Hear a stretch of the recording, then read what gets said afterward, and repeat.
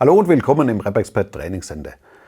Heute geht es um diese O-Ringe, die unserer RIU, der Repair Insert Unit, beiliegen, bzw. um die Kantenkürzung. Wo die O-Ringe eingesetzt werden und welchen Zweck die Kantenkürzung hat, das zeige ich euch nach dem Intro.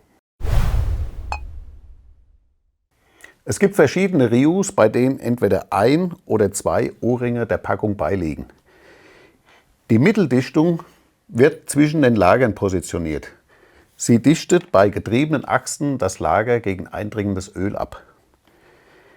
Die andere Dichtung wird am Inbordlager positioniert.